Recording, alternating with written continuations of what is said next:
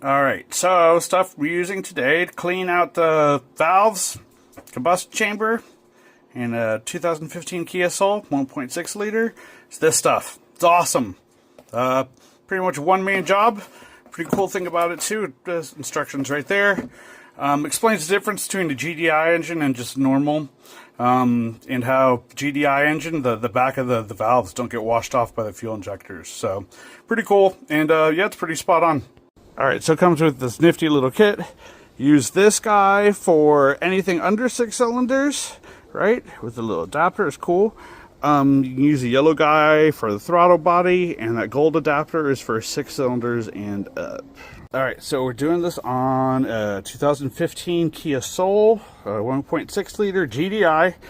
I'm hooking it up instead of the throttle body to the evap line right after the evap purge right here. It connects right to the throttle body anyways, so just hook it up like that, and then I'm going to start it and get it going, and then we'll keep filming. Alright, I might add this engine has 130,000 miles on it, so it's probably got some gunk in the back of those valves. Engine's on, connected good. Let's start it. Hopefully, it's good connection. It doesn't spray everywhere. If it does, we'll just stop it and reconnect it. Yeah, it looks good. What I love about this stuff is twofold. A, it's just like a set it and forget it, one person job. Nobody has to feather the throttle to 2,000 to 3,000 RPM. You just literally plug it in and just let it go.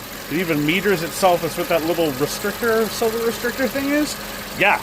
And then when the can is empty, you just turn the engine off and reconnect it right back to the purge valve and just let it soak for 30 minutes. And the other thing is, it uses high energy detergents like CDC and what's the other one? Seafoam. I mean, they're good too. They don't use the same detergents though. You'll see when we run it after this how much carbon gets blown out. It's a big difference. So yeah, still going. Takes like about I don't know, 7 minutes, 7 minutes for it to be empty. You'll notice the can will want to tip over. You'll see. Didn't tip over. Okay, but that's it.